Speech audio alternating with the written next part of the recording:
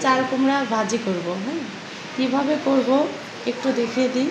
চাল কুমড়াটা কাটতে হবে, হ্যাঁ, কুচি করে ছোট ছোট করে কেটে নিয়েছি। আমি পরিষ্কার করেই কেটেছি। আমি কিছু উপকরণ রেখেছি।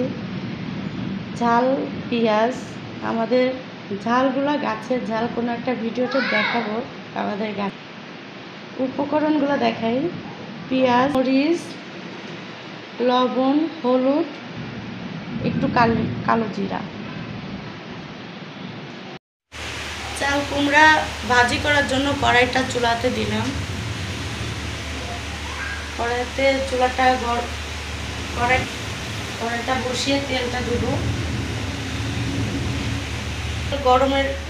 গরম হলে বাকি উপকরণগুলো দিতে হবে। আমি প্রথমত কালো জিরাটা দেব।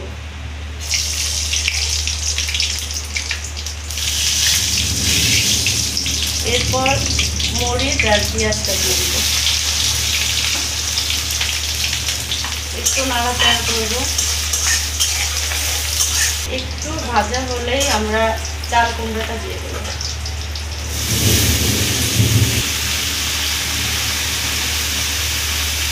হলুদ লবণটা দিয়ে দেব।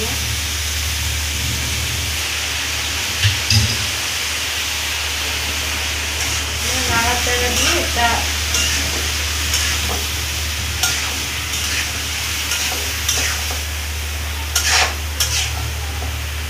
নাড়াচাড়া দেওয়ার পরে এটা থেকে অনেক পানি বের হবে। আমরা ঢাকবো না, আস্তে করে এখানে চুলার আঁচটা কমিয়ে দিয়ে আমরা ভাজিটা করব।